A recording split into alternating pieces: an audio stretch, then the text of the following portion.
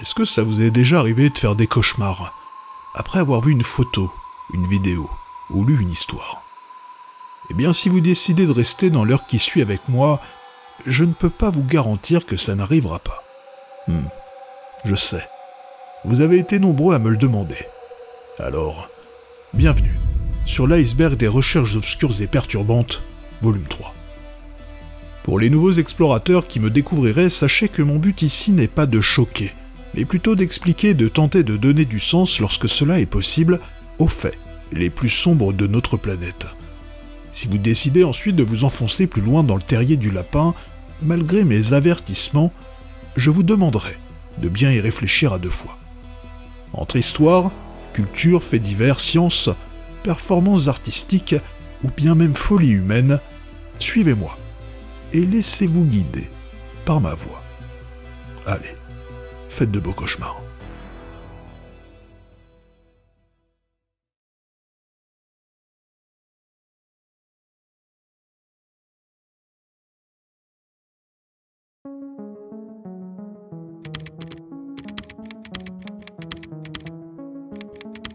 One Matter, Democracy. Les performances artistiques en tant que forme d'expression vivante et éphémère viennent parfois interroger la nature de l'art elle-même. C'est d'ailleurs souvent dans ce cadre-là que le public est parfois amené à être témoin d'actions ou d'événements pour le moins déstabilisants, voire choquants. Autant vous dire que la performance artistique effroyable que je vais évoquer avec vous m'a particulièrement perturbé. Et je me demande encore s'il était bien nécessaire d'aller jusque-là pour saisir l'idée ou la symbolique que l'artiste a voulu transmettre au monde. One Matter, Democracy. Nous sommes le 10 octobre 2010, le jour de l'anniversaire des 99 ans de l'insurrection de Wuchang et de la révolution Xinhe, mettant fin à plus de 2000 ans de règne impérial et proclamant la République de Chine. Ce jour-là, Yi Yunchang, un artiste né en 1967 à Kunming, dans le sud-ouest de la Chine, est allongé, nu, sur une table chirurgicale dans une salle blanche et minimaliste, entouré par des amis. À proximité de lui se trouve un chirurgien, et autant vous dire que ce qui va se passer est effroyable, et que je ne peux clairement pas vous diffuser les images sur YouTube. Vous vous demandez sans doute qu'est-ce qui a bien pu amener Yi Yunchang à se retrouver dans une situation pareille. Eh bien, juste avant cette date fatidique du 10 octobre 2010, Yi Yunchang a invité environ 25 amis à voter en secret pour décider s'il devait subir une incision d'1 mètre de long sur son corps, de l'épaule au genou, et ce, sans anesthésie. Vous commencez sans doute à percevoir le délire de cette performance artistique, car en effet le vote s'est terminé par une décision de 12 voix contre 10 en faveur de l'incision. Oui, vous l'avez compris, Yi Yunchang, le 10 octobre 2010, sur cette table d'opération, est passé sous le scalpel du chirurgien et a ainsi confronté ses amis aux conséquences de ce choix démocratique, qu'ils aient voté pour ou contre cette action.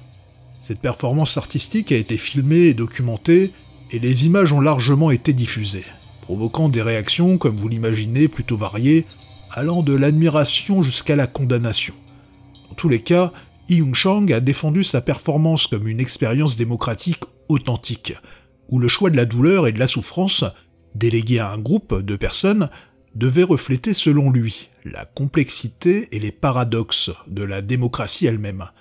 En effet, certains ont vu, entre autres, dans cette œuvre, une critique de la soumission de l'individu à une volonté collective, parfois aveugle. Bref, je vous déconseille clairement d'aller voir ça. De mon côté, je m'interroge encore sur l'utilité d'une telle performance. Doit-on aller si loin pour interroger la complexité d'un concept comme la démocratie? D'un autre côté, je me dis, est-ce qu'être spectateur des conséquences de nos choix n'est-il pas le meilleur moyen de prendre conscience de nos responsabilités? Dans tous les cas, sachez que Yi Yunchang a réalisé d'autres coups d'éclat, tout aussi perturbants. Peut-être aurons-nous l'occasion de le revoir plus tard, dans une autre vidéo.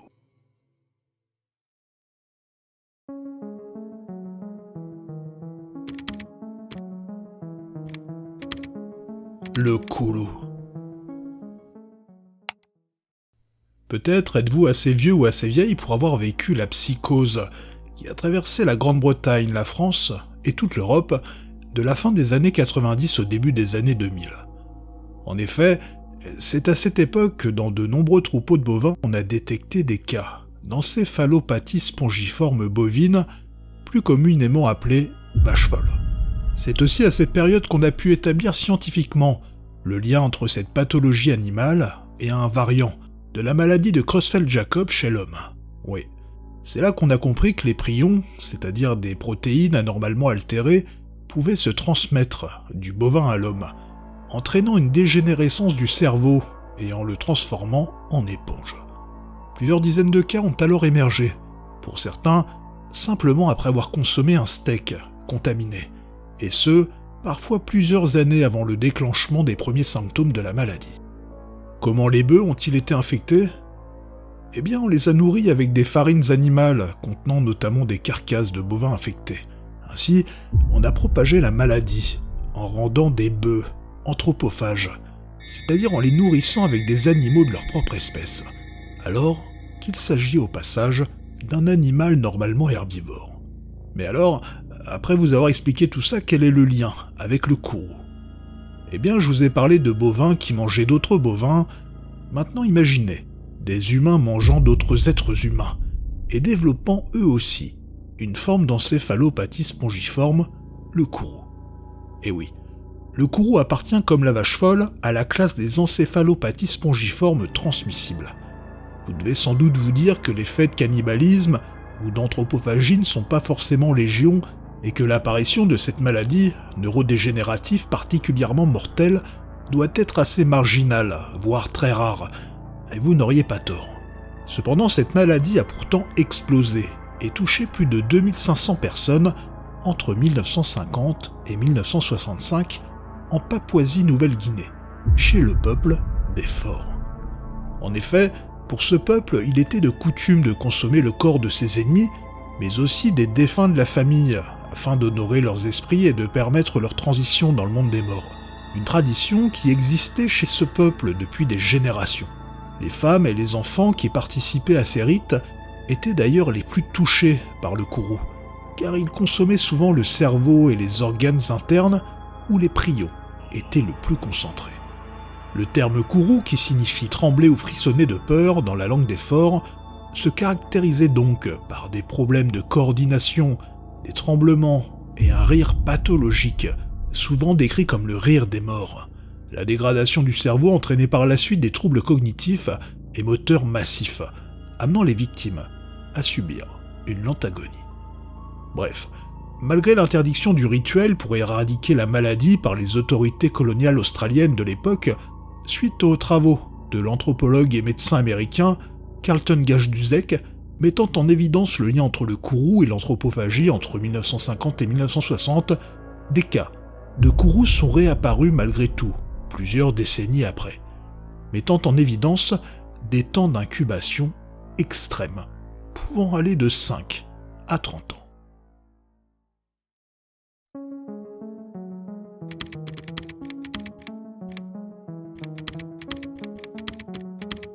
Charlie Victor Romeo.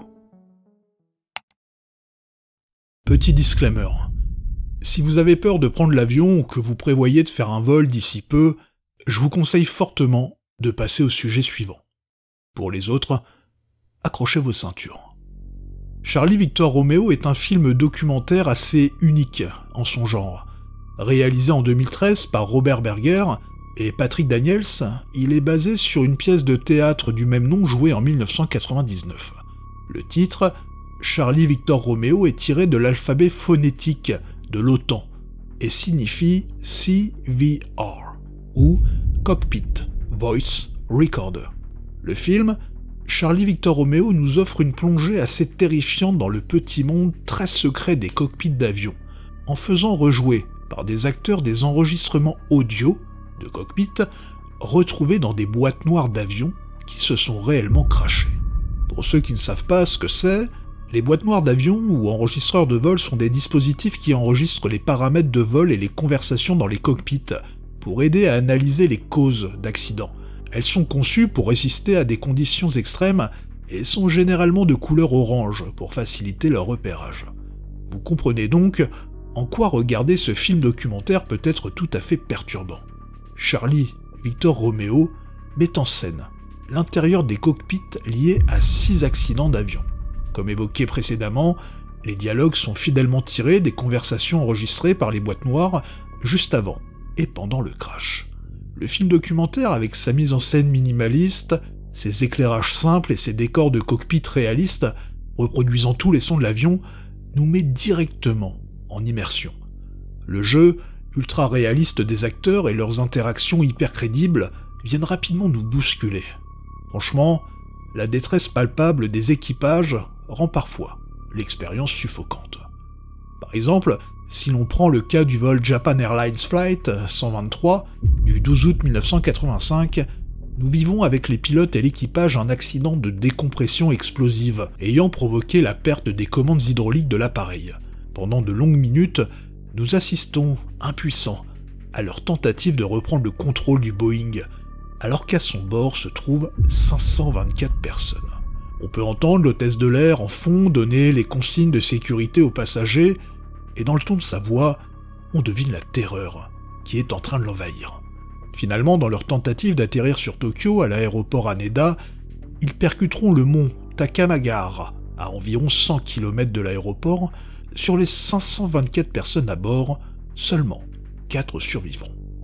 On apprendra plus tard que la cause de l'accident était due à une erreur humaine lors de la réparation d'une cloison à l'arrière de l'avion en 1978, soit 7 ans plus tôt. Me concernant, j'ai eu des difficultés à trouver ce film en France. Aucun service de VOD ne le proposait, en dehors de certains sites en Amérique du Nord. C'est finalement via Vimeo que j'ai pu le louer, mais en VO, sans sous-titres. Bref, si vous souhaitez aller plus loin et que vous décidez de voir ce film documentaire, attention, vous mettez les pieds. C'est vraiment spécial. En effet, bien qu'il ne tombe jamais dans le sensationnalisme, la réalité brute à laquelle nous assistons nous amène inévitablement à nous rappeler à quel point nous serions parfaitement impuissants dans de telles circonstances. À ne surtout pas regarder, si vous devez bientôt prendre l'avion.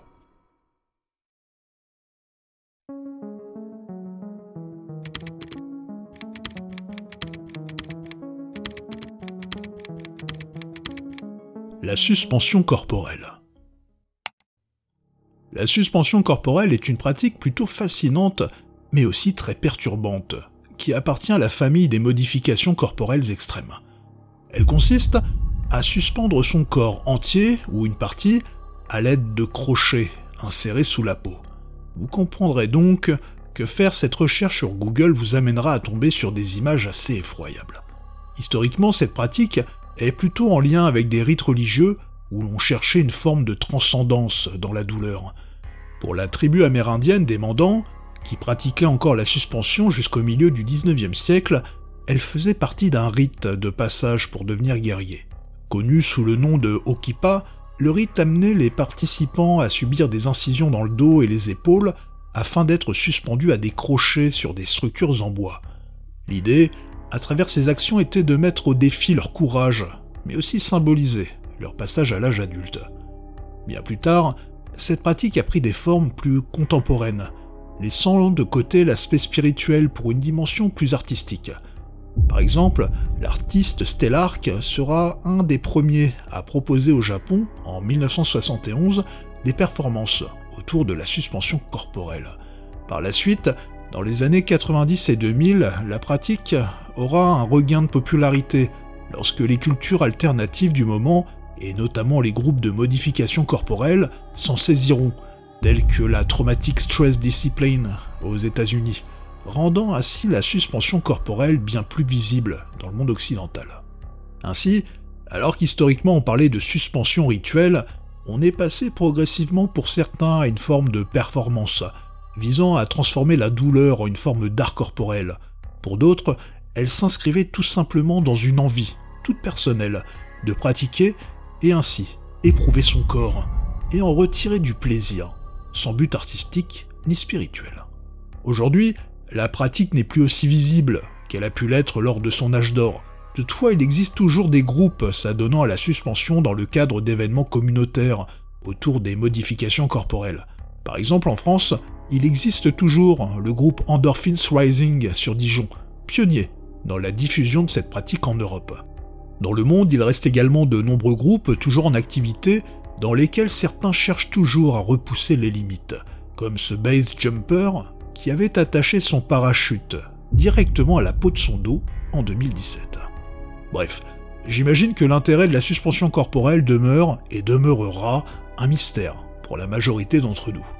Et ce ne serait pas surprenant car cette pratique controversée reste pour le moins perturbante. D'ailleurs, je vous déconseille de rechercher des photos ou des vidéos en lien si vous êtes sensible.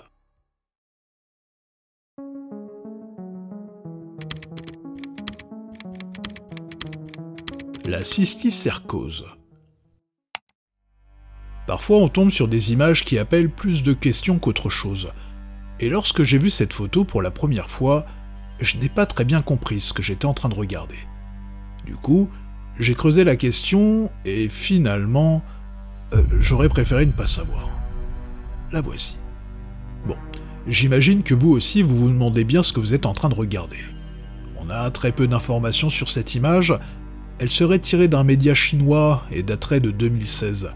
La radio montrerait le bas du corps d'une femme de 23 ans infectée par d'innombrables parasites. Cette infection serait en lien avec une consommation de porc cru qui aurait duré pendant 10 ans. On pourrait se dire que cette histoire est sans doute fausse ou très exagérée. Seulement, si on ne peut pas confirmer l'identité de la personne ni l'histoire de cette image, je peux vous confirmer toutefois que lorsque l'on s'intéresse au sujet, on a bien affaire à une infection parasitaire, la cysticercose. La cysticercose est une infection parasitaire causée par les œufs et les larves du Taenia solium, un ver plat mieux connu sous le nom de Taenia du porc. En effet, on peut le retrouver dans la chair crue de porcs contaminés, mais aussi dans son environnement direct, si le lieu d'élevage ne respecte pas un certain nombre de règles d'hygiène élémentaires. La différence avec une infection classique par un ver solitaire, qui va le plus souvent se loger dans les intestins, c'est qu'ici, la contamination se fait en ingérant des œufs, et non des larves, directement. Une fois sortis de leurs œufs, les parasites peuvent ensuite infecter les muscles et y former des kystes, appelés cysticerques, comme nous avons pu le voir sur la radio. L'infection dans les muscles est souvent asymptomatique au début, mais à mesure que la condition progresse, elle peut causer des problèmes de mobilité et des douleurs assez importantes. Plus grave, l'infection peut également avoir lieu dans les yeux, le cœur et dans le cerveau. On parle alors de neurocysticercose. Les personnes peuvent alors éprouver des maux de tête, des crises d'épilepsie, des troubles cognitifs, voire des symptômes neurologiques bien plus sévères. Le diagnostic repose là aussi sur des techniques d'imagerie comme l'IRM ou le scanner, qui vont alors révéler la présence de kystes dans le cerveau. Franchement, je vous déconseille d'aller voir ça sur Google, car entre les cœurs remplis de kystes et les images d'IRM de cerveau remplis de points blancs, c'est vraiment épouvantable. Bref, sachez que l'infection se soigne plutôt bien, mais seulement lorsqu'elle est massive et qu'elle atteint le cerveau, vous vous en doutez, les pronostics vitaux deviennent tout de suite moins optimistes. Un conseil, cuisez bien votre viande, et ne buvez jamais d'eau non traitée, en particulier si vous partez à l'étranger.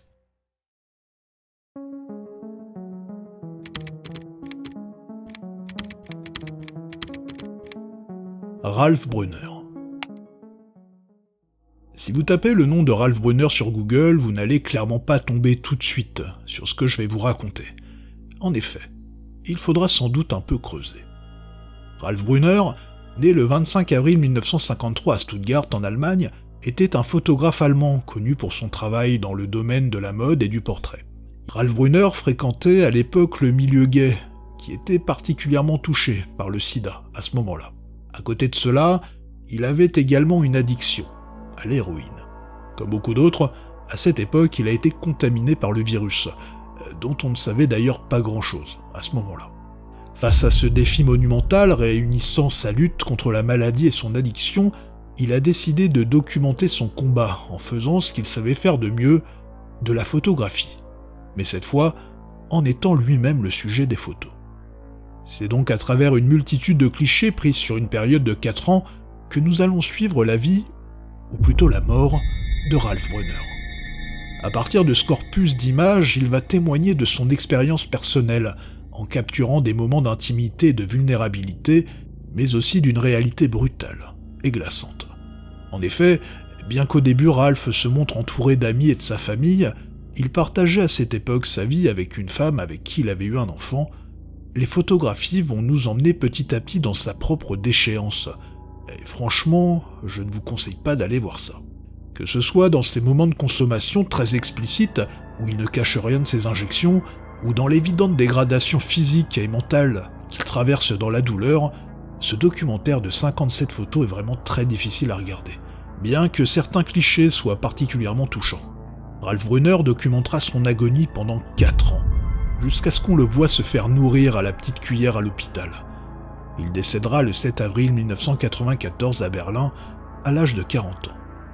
Sur la 57e et dernière photo, on le voit dans son cercueil, avec sans doute son fils à côté, le regard lointain, observant les pompes funèbres s'avançant pour fermer le cercueil.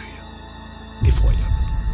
En m'intéressant à Ralph Brunner, je suis également tombé sur le travail de Michael Orlik, un reporter de guerre qui, entre 2016 et 2021, a suivi un certain Jürgen, un Danois de 56 ans addict à l'héroïne.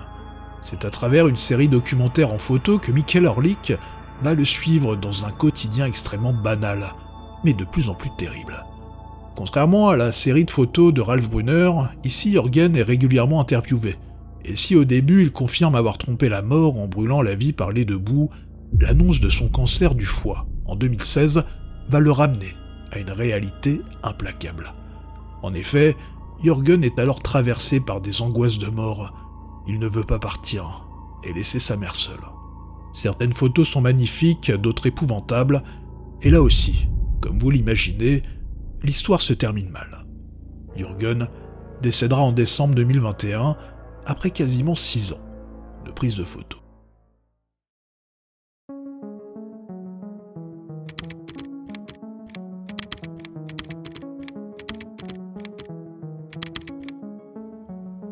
Être albinos en Tanzanie.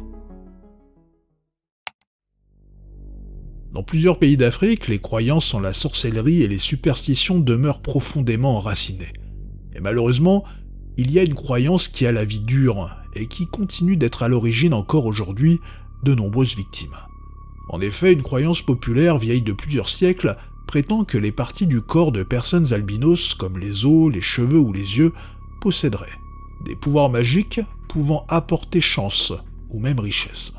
Et comme vous vous en doutez, cette superstition qui a gagné en popularité ces dernières décennies, notamment au Malawi, en République démocratique du Congo ou en Tanzanie, ont conduit à des actes de violence et de meurtre tout à fait abominables sur des adultes, mais aussi des enfants. Attention, je préfère vous prévenir, si vous décidez de creuser cette question et de vous confronter à la réalité du phénomène, vous allez inévitablement tomber sur des histoires et des images extrêmement dures. L'albinisme est a priori plus fréquent dans certaines populations d'Afrique subsaharienne. Si on doit comparer avec l'Europe, aujourd'hui un bébé sur 1400 naît albinos en Tanzanie, contre 1 pour 20 000 dans le reste du monde. Bien que ce chiffre paraisse plus élevé que chez nous, l'albinisme reste malgré tout relativement rare, et ce qui est rare est souvent perçu comme précieux.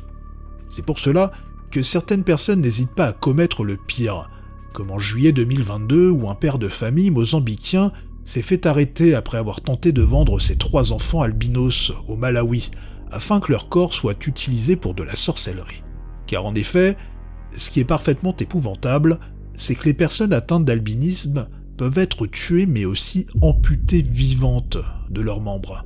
Un bras d'une personne albinos, d'après nationalgeographic.fr, pourrait rapporter à un sorcier jusqu'à 4 000 €. Un squelette d'albinos, 75 000 €. Et lorsque l'on sait que le Malawi, par exemple, fait partie d'un des pays les plus pauvres du monde, on peut facilement s'imaginer à quel point cela doit être insupportable de vivre au quotidien dans un état de danger permanent lorsque l'on est albinos. De nombreuses organisations non gouvernementales ainsi que des personnalités publiques comme Ikponwoza Hero rapporteure spéciale des Nations Unies et directrice des droits de l'homme de l'ONG Under the Same Sun, œuvre depuis des années pour la protection des personnes atteintes d'albinisme. Cette initiative, avec l'aide des autorités locales, inclut des campagnes d'éducation visant à déconstruire ces croyances, notamment en Tanzanie, où des efforts sont concentrés dans les écoles et les communautés rurales. D'ailleurs, dans les zones urbaines et parmi les jeunes, on observe une tendance croissante à rejeter ce type de superstition. Bref, malgré les efforts des ONG et des autorités, le problème reste entier. Il suffit de suivre les dernières actualités pour s'apercevoir que ces personnes continuent de vivre l'enfer.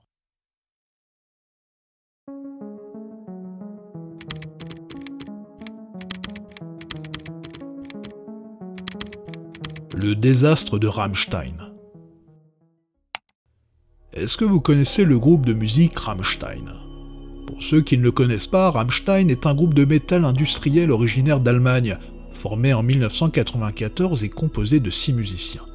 Leur musique est un mélange complexe entre des riffs puissants et des éléments électroniques, avec parfois des moments plus atmosphériques et d'autres fois bien plus sombres. Le charisme et la voix de baryton de son frontman, Till Lindemann, vient également donner une touche toute particulière à leur son. Au fur et à mesure des années, le groupe s'est forgé une identité très singulière, que ce soit sur le plan visuel, à travers leurs clips, leurs concerts, véritables déluges de feu, ou tout simplement dans les paroles et thématiques de leurs chansons. D'ailleurs, une des anecdotes les plus célèbres concerne leurs chansons et leurs clips Mein Teil, qui est directement inspiré du fameux cas du cannibale allemand Armin Mewes. Il y aurait énormément de choses intéressantes à dire sur ce groupe, mais là n'est pas le sujet. Enfin, pas tout à fait. Si je vous parle de ce groupe, c'est que son nom n'a pas été choisi au hasard, car en effet il fait référence à un désastre, un drame, qui a eu lieu le 28 août 1988 dans la ville de Rammstein, en Allemagne de l'Ouest. Ce jour-là, un spectacle aérien international se déroule dans le ciel de la ville. Des milliers de spectateurs se sont pressés pour assister à ce meeting impliquant différentes patrouilles. Seulement, alors que la patrouille acrobatique italienne, les Flecce Tricolori, sont en action, les avions, évoluant en formation serrée, se percutent en plein vol, à très basse altitude. L'impact est d'une violence inouïe, et les appareils en flammes s'écrasent dans la foule massée au bord de la piste. C'est épouvantable. Des cris perçants, des flammes dévorantes, des corps projetés dans les airs, nous sommes en pleine catastrophe. Il existe plusieurs vidéos de l'événement, et franchement je vous déconseille d'aller voir ça. Les secours arrivent rapidement sur les lieux, mais le bilan humain est terrible. 70 personnes sont tuées, dont de nombreux enfants. Des centaines d'autres grièvement blessés. Une erreur de pilotage s'ajoutant à des vents forts et une réglementation sans doute trop permissive, laissant aux pilotes la possibilité de réaliser des figures acrobatiques à très basse altitude, sont sans doute à l'origine de la catastrophe. Plus récemment, il y a eu l'accident du meeting aérien de Ksniliv, près de Lviv, en Ukraine, le 27 juillet 2002. Où un avion de chasse Sukhoi Su-27 de l'armée de l'air ukrainienne s'est écrasé pendant une démonstration de voltige aérienne. Un accident qui a causé la mort de 77 personnes et en a blessé 543. Là aussi, je vous déconseille clairement d'aller voir ça en vidéo.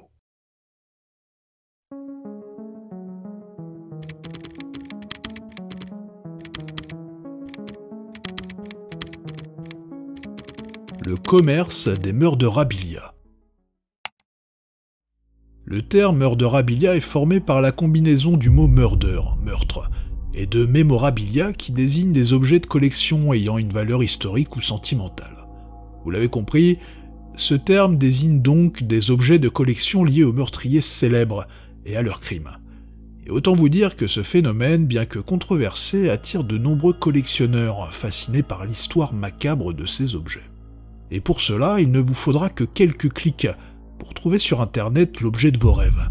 Il existe pas mal de sites d'enchères spécialisés dans les murderabilia tels que Murders Auction et Cult Collectibles, permettant à n'importe qui d'acheter des goodies de leur serial killer préféré, mais surtout des objets authentiques, parfois uniques, en lien direct avec le tueur ou avec son crime. Par exemple, sur Cult Collectibles, vous trouverez le testament original de Jeffrey Dahmer, et l'enquête en lien avec le meurtre dont il a été victime en prison. Sur Murder Auction, dont le logo, pour le coup très sarcastique, cite une phrase d'Ed Gein, vous allez trouver pêle-mêle des ossements, des figurines de serial killers et de célébrités décédées, d'un goût plutôt douteux, mais surtout des objets authentiques, tels qu'une œuvre d'art d'Issai Sagawa, le fameux cannibale japonais ayant tué et mangé une étudiante néerlandaise à Paris, en juin 1981. Ou bien une mèche de cheveux de Ted Bundy, récupérée lors de son exécution, en 1989. Bref, plus on plonge dans ces sites, plus on s'enfonce dans le malaise. Car oui, pour beaucoup, ce commerce est profondément immoral, car il profite de la souffrance des victimes et de leurs familles. Et finalement, vendre de tels objets tend à glorifier ces tueurs et à alimenter une fascination plutôt malsaine pour des personnes dont le seul exploit aura été d'être parmi les pires êtres humains ayant existé. En France, le phénomène des murderabilia existe, mais il est beaucoup moins répandu qu'aux États-Unis et ne s'inscrit pas forcément dans une spéculation financière aussi exacerbée et malsaine. Un des collectionneurs français qui fait référence en la matière est David Brocourt. Il a d'ailleurs un site internet très impressionnant et très intéressant où il présente une multitude d'objets et même certaines de ses correspondances avec des tueurs en série. Il en a d'ailleurs fait un livre. Je ne vous cache pas que je suis extrêmement partagé sur ce phénomène, et je pense qu'il est important d'être honnête avec soi-même. Oui, car lorsqu'on s'intéresse à ce sujet, on cherche sans doute à comprendre ce qui a pu se passer dans la tête de ces serial killers. Bon, très bien. Cependant, je pense qu'il est important aussi de reconnaître que c'est surtout le pouvoir de fascination que peuvent exercer ces personnes sur nous qui nous amène, à un moment donné, à nous intéresser à elles, plus qu'elles ne le mériteraient. S'intéresser à ces objets et en faire la collection, pourquoi pas, mais en faire des objets de spéculation et produire des goodies de serial killers, non. Car là, c'est en effet sans doute manquer de respect à leurs victimes.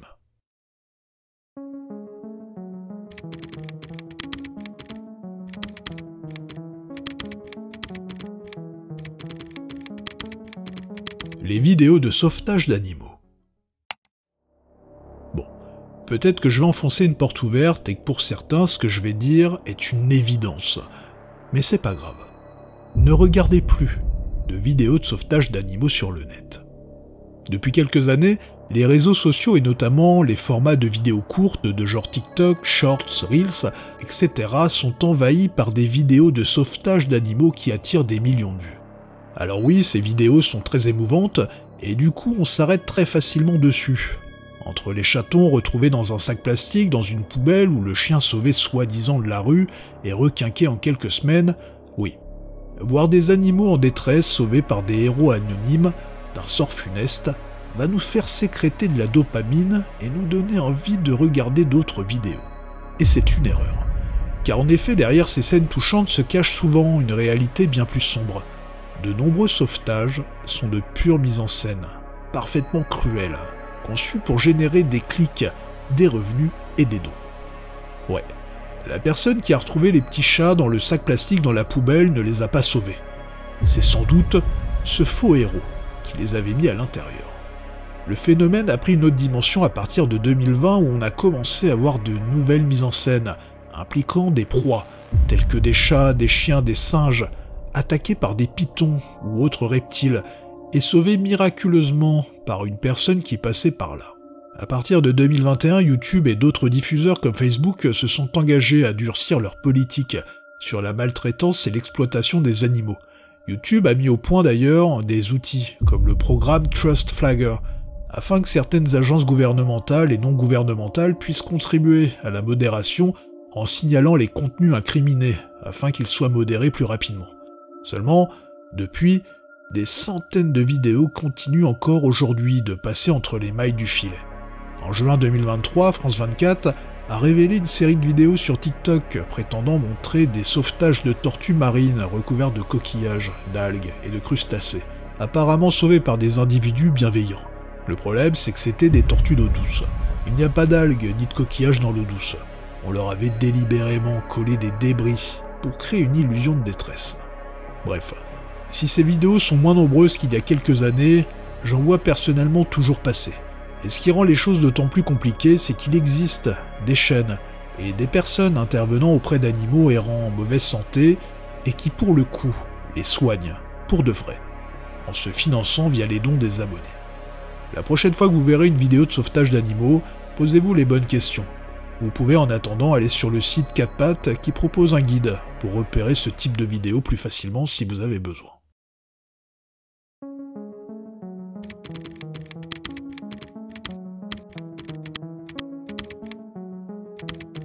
Le bras de Mark Holmgren. En France, un membre amputé est considéré comme un déchet biomédical et doit répondre à un protocole assez particulier pour éviter tout risque de contamination infectieuse. Après l'intervention, le membre est généralement incinéré, conformément à la réglementation en vigueur. Cependant, la législation française n'est pas forcément très simple à comprendre lorsque l'on s'interroge sur la possibilité pour un patient de garder son membre amputé. Visiblement, il est a priori possible de récupérer son membre pour organiser son inhumation ou son incinération soi-même, mais pas forcément pour le garder et le faire trôner en déco au milieu du salon. En m'intéressant à ce type de demande, je suis tombé sur l'histoire plutôt troublante de Mark Holmgren, un Canadien. Nous sommes en 2019, Mark Holmgren, 38 ans, vit avec un bras droit presque inerte depuis 20 ans, à la suite d'un accident de moto. Après toutes ces années, il décide finalement de consulter un chirurgien de l'hôpital de l'Université d'Alberta pour prévoir une amputation. Et c'est aussi à ce moment-là qu'il a eu une demande un peu particulière. En effet, Mark Holmgren a demandé au chirurgien de pouvoir récupérer son bras après l'opération. L'idée lui était venue en voyant des décorations d'Halloween, notamment une main tenant un cendrier. À sa grande surprise, le médecin a accepté sans problème, lui expliquant que pour cela, il allait devoir remplir un certain nombre de papiers, dont des décharges. Quelques semaines après l'intervention, il a pu ramener à la maison son bras soigneusement emballé dans un sac poubelle pour le conserver dans son congélateur en attendant de trouver un taxidermiste capable de l'aider. La recherche a été a priori assez laborieuse car il était difficile de trouver un professionnel acceptant de travailler avec de la chair humaine. Finalement, c'est un ami chasseur qui lui a parlé de Daniel Swift, gérant de l'entreprise Legends Taxidermy and Skull Cleaning à Drayton Valley. Bien que très hésitante, la professionnelle a finalement accepté de répondre à la demande spéciale de Mark Holmgren. Elle a alors plongé le bras dans un aquarium rempli d'insectes mangeurs de chair. Franchement, les photos sont assez effroyables, je vous laisse la liberté d'aller voir ça vous-même. Une fois le squelette nettoyé, l'enjeu a été de reconstituer le puzzle du bras en recollant tous les os et en les replaçant au bon endroit. Mark Holmgren fut ravi du résultat. Et visiblement, quand il s'agit de recycler des restes humains, certaines personnes ont pas mal d'imagination, comme j'ai pu le constater. Ainsi, Moreno Svarka, par exemple, un Slovène, qui suite à un accident de moto s'est retrouvé avec plus de métal dans la cuisse que d'os, a fabriqué un couteau avec les morceaux de son fémur avec cette phrase « La vie, ce n'est pas du gâteau ». Ou encore en février 2021, où un musicien de Floride a récupéré les ossements de son oncle décédé en Grèce dans les années 90. Le fameux oncle Philippe avait donné son corps à la science et s'était retrouvé dans une boîte, dans une école en Grèce qui n'en voulait plus. Et c'est donc comme ça que le fameux prince Midnight a voulu rendre hommage à son oncle fan de métal de son vivant en le transformant en guitare électrique. Une histoire dont la véracité n'a jamais pu vraiment être confirmée.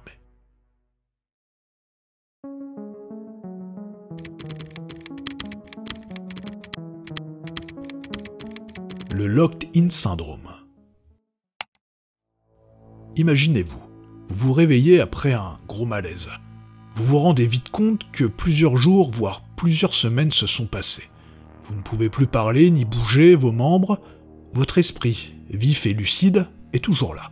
Mais il est emprisonné dans votre corps, qui ne répond plus. Chaque jour, vous entendez les voix de votre famille et des soignants qui vous parlent. Seulement, le seul moyen de transmettre vos pensées est de cligner des yeux. Le syndrome d'enfermement, ou locked-in syndrome en anglais, est un état neurologique rare qui plonge les individus touchés dans un monde de paralysie totale, tout en maintenant leur conscience intacte. Cela signifie que les personnes touchées sont pleinement conscientes de leur environnement, de leurs pensées, de leur état, mais elles sont incapables de bouger ou de communiquer verbalement. Cette condition résulte de maladies neurologiques, mais le plus souvent d'un accident vasculaire cérébral, notamment lorsqu'il se produit dans la région du pont du tronc cérébral. Cette zone est essentielle pour la communication entre les différentes parties du cerveau et contrôle également certaines fonctions motrices. En effet, lorsque l'AVC touche le pont, il peut endommager gravement les voies nerveuses qui relient le cerveau aux muscles du corps. Et ce qu'il faut savoir, c'est qu'un AVC, ça peut arriver à n'importe qui et à n'importe quel moment. Aucun de nous n'est pleinement à l'abri d'un locked-in syndrome. Certaines personnes vont perdre la parole, devoir se déplacer en fauteuil roulant électrique et avoir besoin d'une aide humaine quasiment 24 heures sur 24. Cependant, pour d'autres, le syndrome peut aussi se montrer encore plus cruel. En effet, dans certaines situations, la personne n'a même plus les moyens physiques de s'installer dans un fauteuil et doit rester alitée en permanence, 7 jours sur 7, 24 heures sur 24, et ce pendant des années. C'est effroyable. Pour ceux qui souhaitent approfondir la question, je vous conseille ce reportage du magazine de la santé datant de 2020. Vous allez pouvoir y découvrir dans une maison d'accueil spécialisée comment Claude, touché par le syndrome, et les professionnels, notamment les ergothérapeutes, tentent de mettre en place des outils de communication afin de lui permettre d'améliorer son quotidien et son autonomie. C'est un enjeu crucial, car en effet, les patients atteints de ce syndrome se retrouvent de fait extrêmement isolés et leur capacité de communication réduite à de subtils mouvements oculaires. Comme vous vous en doutez, se retrouver dans un tel état entraîne inévitablement une profonde fragilité psychique entre frustration, isolement, angoisse et dépression. Des questions abordées par Jean-Dominique Bauby dans son livre « Le scaphandre et le papillon » qu'il réussira à écrire avec le clignement d'un seul œil, en sélectionnant les lettres, une à une, avec l'aide de son assistante, Claude Mandibile. Il décédera malheureusement en 1997, 4 jours après la sortie de son livre, un peu comme s'il avait réalisé son ultime but, transmettre son message au monde.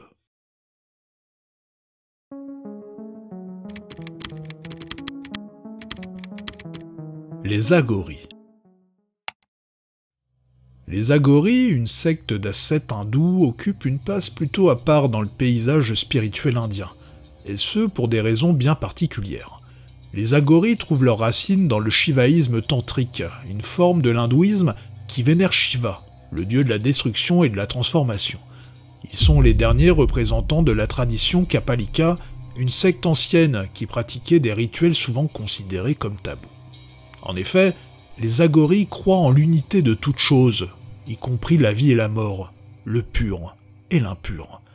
Ils cherchent donc à transcender cette dualité et à atteindre l'illumination en embrassant tout ce que la société considère comme répugnant.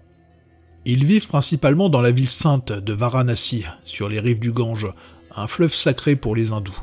On en trouve beaucoup dans des lieux considérés comme impurs, comme les ghats de crémation, une sorte de gradin construit le long du Gange où l'on brûle les personnes décédées.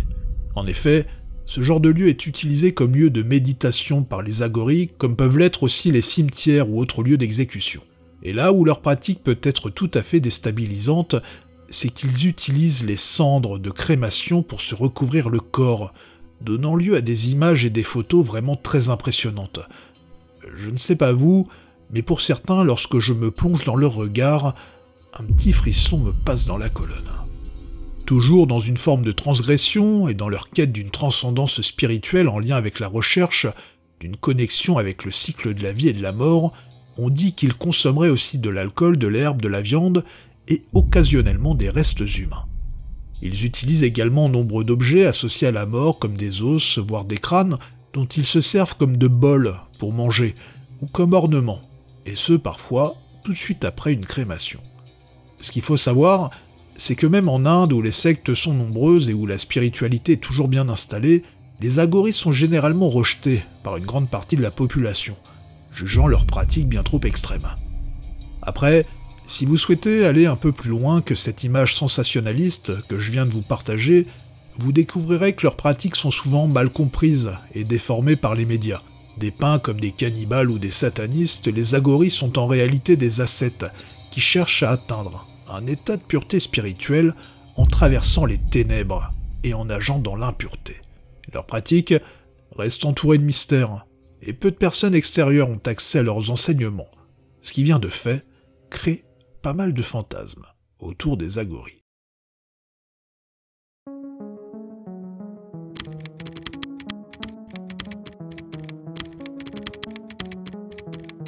L'insomnie fatale familiale. L'insomnie fatale familiale est une maladie neurodégénérative rare et particulièrement épouvantable. Comme le courroux qu'on a vu tout à l'heure, elle est causée par des prions, des agents infectieux constitués de protéines mal repliées qui entraînent une dégénérescence progressive du système nerveux central. Seulement cette fois-ci, les prions ne viennent pas de l'environnement comme dans une viande mal cuite, mais ils sont produits directement par le corps. D'où son nom, insomnie fatale familiale. Familiale parce que cette maladie est génétique et héréditaire. La maladie se déclenche généralement après 40 ans, et l'espérance de vie est de 7 à 30 mois. Imaginons le parcours d'une personne atteinte de cette maladie.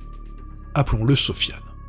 À 50 ans, Sofiane commence à ressentir des troubles du sommeil inexpliqués, le laissant épuisé et irritable. Au début, il attribue ses difficultés à des facteurs de stress quotidien. Cependant, de semaine en semaine, ses nuits deviennent de plus en plus agitées, sans le moindre répit.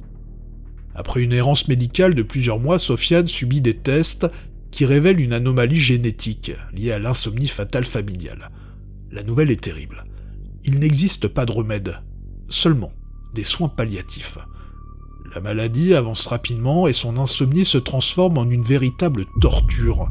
Il enchaîne les nuits blanches à tourner dans son lit, hanté par des pensées sombres. La privation de sommeil entraîne des hallucinations.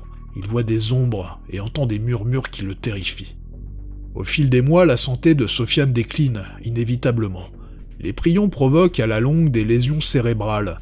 Des troubles moteurs se manifestent, ses mouvements deviennent saccadés et incertains. Des troubles cognitifs apparaissent, un brouillard mental intense s'installe. Sofiane est épuisé. L'anxiété, la dépression et les hallucinations deviennent son quotidien. En quelques mois, Sofiane perd contact avec la réalité.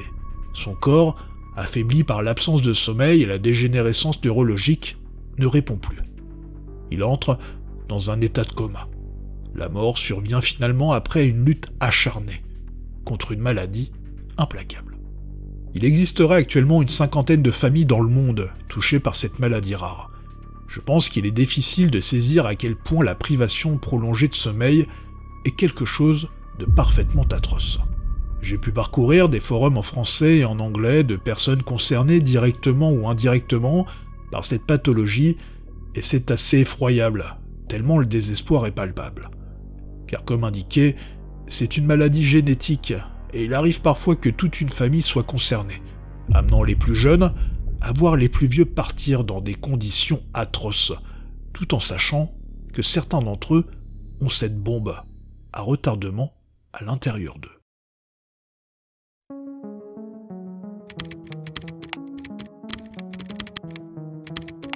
Les enfants chimus. Les chimus appartenaient à une civilisation précolombienne ayant prospéré le long de la côte nord du Pérou entre 900 et 1470. Ils ont surtout prospéré dans la vallée de Moche, en particulier dans leur capitale nommée Chanchan, une immense cité à proximité de la ville actuelle de Trujillo. Contrairement aux Incas qui adoraient le soleil, les chimus vénéraient principalement la lune. Dans leur mythologie, la lune était souvent associée à des divinités féminines et jouait un rôle central dans les rituels agricoles. Mais pas seulement. En effet, c'est pour quelque chose de bien plus sombre que les archéologues et les anthropologues se sont intéressés de près à cette civilisation. En 2011, sur le site de Huanchaquito Las Lamas, des archéologues ont fait une découverte effroyable. Ils ont retrouvé les restes de plus de 466 lamas de moins d'1 an, mais aussi, et surtout, de 269 enfants âgés de 5 à 14 ans. Et s'ils ont été retrouvés en aussi grand nombre dans un espace aussi restreint, c'est parce qu'ils ont tous été sacrifiés, entre 1400 et 1450, en ce même endroit. Les enfants venaient tous de l'Empire Chimu. On pense que les sacrifices étaient probablement liés aux catastrophes naturelles de l'époque, notamment en lien avec les épisodes de pluie abondante causés par le phénomène climatique El Niño. Les Chimu croyaient que ces sacrifices pouvaient apaiser les dieux et prévenir de nouvelles calamités. On pourrait se dire que les choses sont déjà particulièrement épouvantables. Eh bien, il y a encore quelque chose que vous ne savez pas. La manière dont les Chimu pratiquaient leur rituel de sacrifice. Pour tout vous dire, ils faisaient une incision au niveau du sternum afin de plonger leurs mains dans le torse pour y attraper le cœur, l'en sortir, tout en déchirant la aorte. On pourrait se dire que cette manière de faire est tout à fait effroyable, et c'est le cas. Mais paradoxalement, ce geste particulièrement brutal permettait aussi aux jeunes sacrifiés de perdre connaissance très rapidement et de ne pas souffrir de manière trop prolongée. Je vous l'accorde, une bien maigre consolation. Ce rituel, nommé Chila, impliquait généralement un enfant, souvent issu d'une famille de statut élevé, et parfois un lama de moins d'1 an également, afin de garantir que l'acte sacrificiel soit d'une grande valeur, et que la variété d'offrandes qui l'accompagnerait, telles que des objets précieux, des textiles, de la nourriture, des boissons, puisse apaiser les divinités et permettre d'obtenir leur faveur. En 1470, l'empire Chimu a été conquis par les Incas et les populations assimilées. Les sacrifices ont continué, mais de manière moins intense.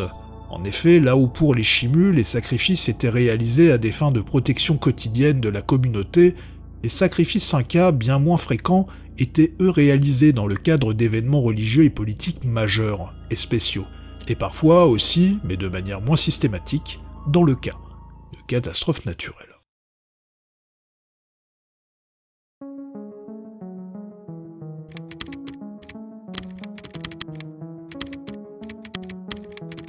Eben Byers et le radium. Il y a certaines photos qui vous marquent, et celle dont je vais vous raconter l'histoire en fait partie. Eben Byers, né en 1880, était le fils d'un riche industriel de l'acier. Il héritera à la mort de son père d'une fortune considérable. Après avoir obtenu son diplôme à l'université de Pittsburgh, il rejoint l'entreprise familiale, ce qui lui permet de continuer à développer des affaires dans le secteur de l'acier. Byers investit dans des projets immobiliers et dans d'autres entreprises, ce qui accroît sa richesse et lui confère une position sociale importante, lui donnant accès aux cercles les plus influents de New York. Cependant, cette vie de rêve va être réduite à néant par un produit à la mode. En 1925, après une blessure très douloureuse à l'épaule alors qu'il jouait au golf, Byers cherche à se soigner en consommant du Raditor. Un produit présenté comme un tonique, ayant des vertus revitalisantes et capable de traiter divers maux. Seulement, le produit est à base de radium. Ouais. Comme vous le savez sans doute, le radium est un élément très radioactif. Cependant, à cette époque, on ne sait pas encore que consommer un tel produit pouvait occasionner des dégâts irréversibles. Pire, on pensait au contraire même qu'il était bénéfique pour la santé sans pour autant avoir de preuves scientifiques concrètes justifiant cette renommée. Durant plusieurs années, Byers a consommé le tonique, parfois en le prenant 3 fois par jour. Malgré les douleurs intenses qui ont commencé à s'installer, Byers a continué sa consommation sans faire le lien avec le Raditor. C'est là que l'histoire de Byers a pris une tournure particulièrement effroyable. En effet, le radium avait provoqué une nécrose de la mâchoire. De ce calvaire est ressortie une photo, plutôt célèbre, pour peu que vous soyez familier avec les images perturbantes. En effet, la consommation quotidienne de Raditor par Eben Byers l'avait littéralement amené à se faire désintégrer la mâchoire. Franchement, la photographie est effroyable, je vous déconseille de regarder ça. Les médecins perplexes face à la situation ont tenté de traiter ses blessures et de l'opérer, mais sans succès. Les lésions étaient massives et incurables. En 1932, après une lutte de plusieurs années contre les effets du radium, Eben Byers est décédé à l'âge de 51 ans, 7 ans après sa première consommation de Raditor. Byers était devenu un symbole tragique des excès de la médecine pseudo-scientifique de son époque, où l'ignorance des dangers liés à la radioactivité avait coûté la vie à de nombreuses personnes. En effet, c'est également à cette période-là que l'affaire des Radium Girls a éclaté. Là aussi, l'affaire est tragique, puisqu'à partir de 1917, 4000 ouvrières américaines ont été exposées à une peinture au radium, utilisée pour rendre luminescents des cadres d'horloge. Entre les pinceaux, parfois directement mis dans la bouche, pour les pincer et les rendre plus fins, ou les manucures réalisées par jeu avec la peinture pour rendre les ongles luisants dans le noir, ces femmes, entre les nécroses, les tumeurs et les cancers, ont malheureusement payé un lourd tribut de cette ignorance.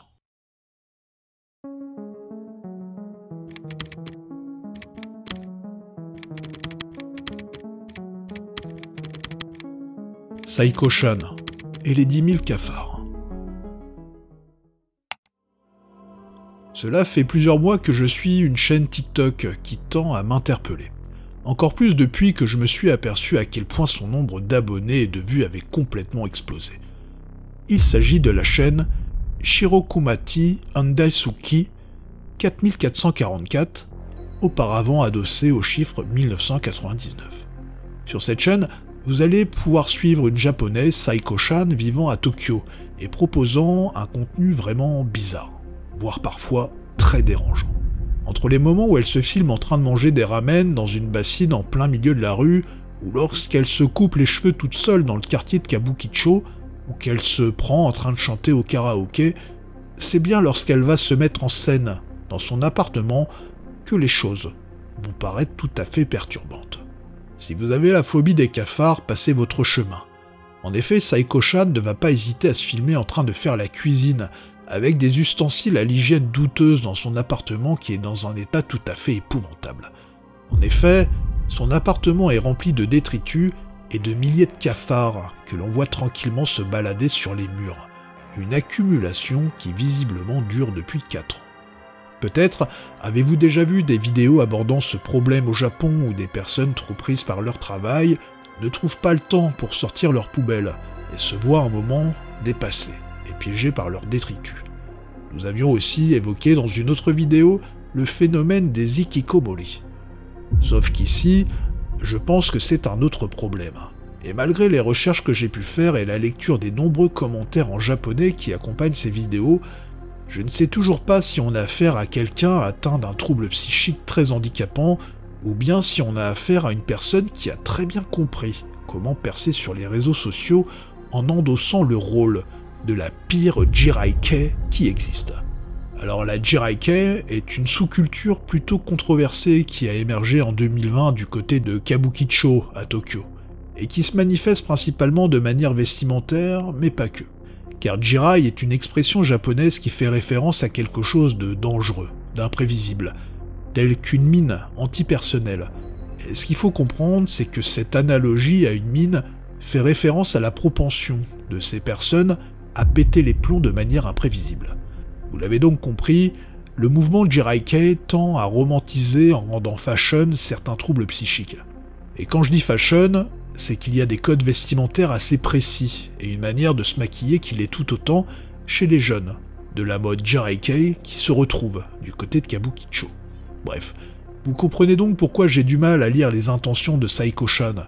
Je rajouterai que depuis presque 2 ans, elle reçoit des sommations pour payer son loyer, qu'elle se colle parfois sur les vêtements. Visiblement, il y a une procédure d'expulsion qui est en cours, et des voisins excédés, eux aussi envahis par les cafards, laisseraient des mots dans l'immeuble, la menaçant de la traîner au tribunal. Bref, Saiko-chan est sans doute très fragile sur le plan psychique, et une vieille interview d'elle vient d'ailleurs confirmer cette idée, au regard de son histoire de vie plutôt terrible, mais elle sait aussi y faire, pour attirer les sauveurs comme les rageux, sur son compte TikTok. Dans tous les cas, je ne vous encourage pas à aller voir de tels contenus dont les comptes sont plus nombreux qu'on ne le pense.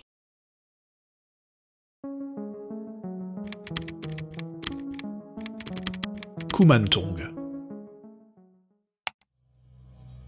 À l'origine, Kumantong est une sorte d'esprit protecteur thaïlandais, mais aussi le nom que l'on donne à une amulette servant à la vénérer. Cet objet trouve ses racines dans des croyances animistes et bouddhistes thaïlandaises. Il est traditionnellement conçu pour abriter l'esprit d'un enfant. Seulement, c'est lorsque l'on s'intéresse à la manière dont sont fabriquées historiquement ces amulettes que l'on découvre qu'il s'agit d'une pratique particulièrement perturbante. En effet, les premiers Kumantong, au XIXe siècle, étaient fabriqués lors de rituels de magie noire à partir de fœtus humains morts-nés ou avortés, qui étaient ensuite rôtis, séchés et enduits de feuilles d'or, d'où leur nom Kumantong, enfant doré. Les chamans effectuaient alors des rituels pour invoquer et sceller l'esprit de l'enfant dans l'amulette. Les Kumantong étaient censés apporter protection, richesse et chance à leurs propriétaires. On pensait que l'esprit de l'enfant allait alors veiller sur la famille en écartant les dangers et en apportant réussite dans les affaires.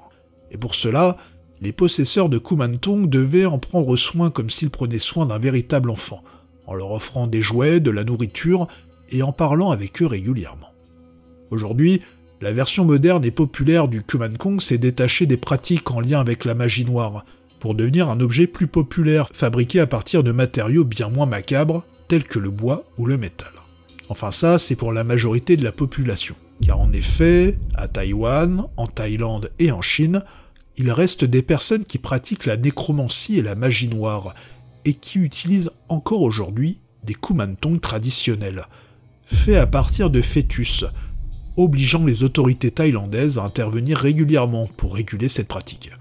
Ainsi, dans un article de 2012, j'ai pu découvrir qu'un certain Cho Okwen, 28 ans, un Britannique originaire de Thaïlande, avait été arrêté à Bangkok, avec en sa possession dans ses bagages 6 Kumantong traditionnels. Ouais, vous l'avez compris, on parle de 6 fœtus, rôtis, séchés et recouverts de feuilles d'or. Achetés en Thaïlande, un Taïwanais pour 5000 €, Cho Okwen comptait vendre ses Kumantong 6 fois leur prix d'origine à des Chinois convaincus du pouvoir magique de ce type d'amulette. Bref, comme vous le constatez, certaines croyances et traditions ont la vie dure, et entre nous, me retrouver avec un tel objet entre les mains me provoquerait sans doute un sentiment de malaise assez profond. Et vous, qu'en pensez-vous ?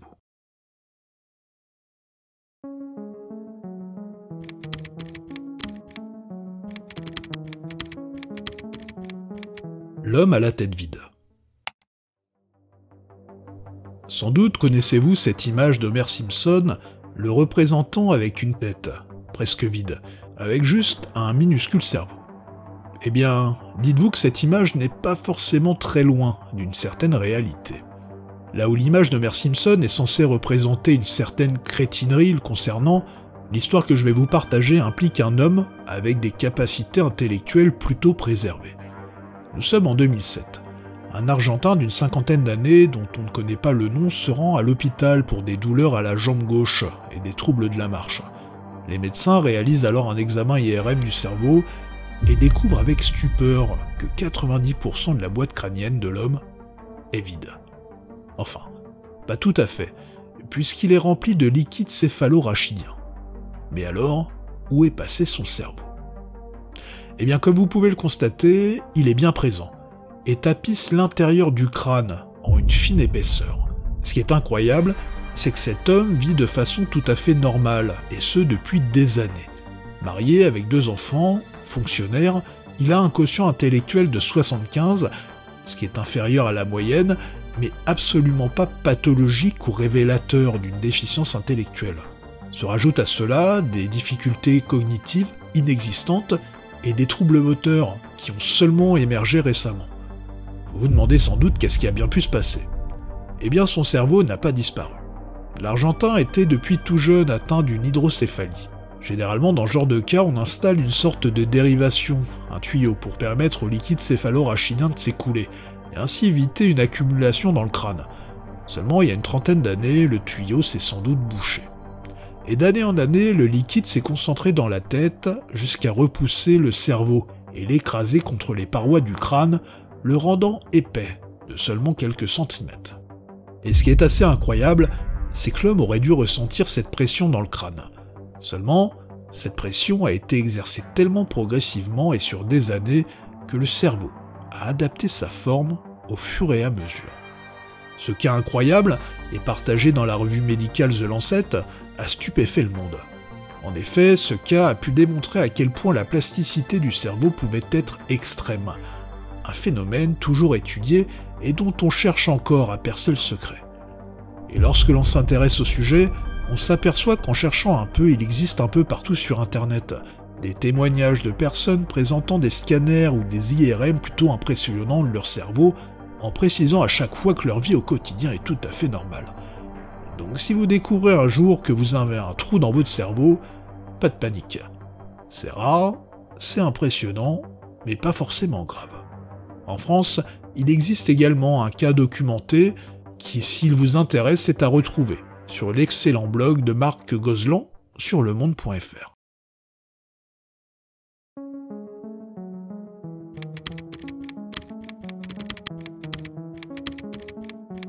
L'histoire de Khao Bakwat. Khao Bakwat est un Vietnamien d'une cinquantaine d'années dont l'histoire et les photos l'illustrant sont parmi les plus difficiles que j'ai pu voir. Injustement présenté comme émanant du dark web ou du deep web par ignorance, les photographies et les vidéos liées à la situation de Khao Bakwat viennent tout simplement d'un reportage télévisé vietnamien questionnant la prise en charge des personnes en situation de handicap vivant dans des conditions précaires. Si en France, être en situation de handicap peut être un combat de tous les jours, que ce soit en termes d'accessibilité, de droit, d'emploi, de représentation, au Vietnam se rajoute à cela l'extrême pauvreté. Khao Bakwat a été victime d'une méningite à l'âge de 8 mois. Il s'en est sorti vivant, mais avec de lourdes séquelles. En effet, il a subi une paralysie cérébrale sévère, impliquant une tétraplégie spastique. Cela veut dire qu'il est atteint d'une raideur musculaire presque permanente au niveau du torse et des 4 membres, ainsi que d'une faiblesse générale et d'une incapacité presque totale à se mouvoir. Khao Bakwat est également victime de spasmes musculaires involontaires et des mouvements anormaux de grande ampleur. Et c'est ça, visiblement, qui a amené sa famille, et notamment sa mère de 86 ans, son aidante au quotidien, à fabriquer ce barnum de cordes, de coussins et de plastique pour le suspendre et lui éviter de se blesser. En effet, les frottements continus sur le lit et parfois le sol, liés au spasme, mais aussi dans ses tentatives de soulager des douleurs en se grattant contre des objets, l'amenaient à se blesser, jusqu'à créer des nécroses. Et ce qu'il y a de plus effroyable dans cette histoire, c'est que Khao Bakwat est placé dans ce bricolage depuis presque 30 ans. Je ne sais pas si vous arrivez à vous représenter les choses, c'est effroyable.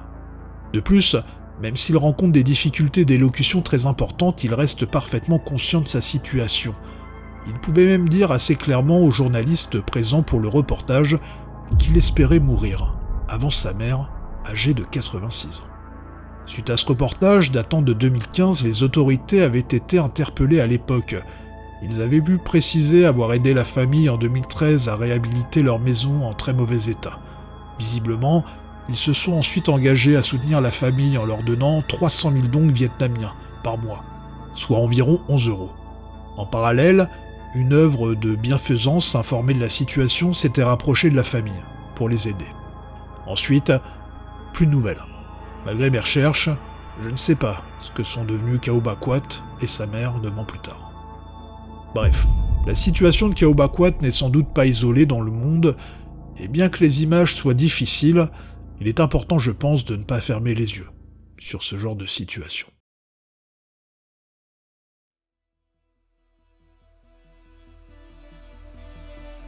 Waouh!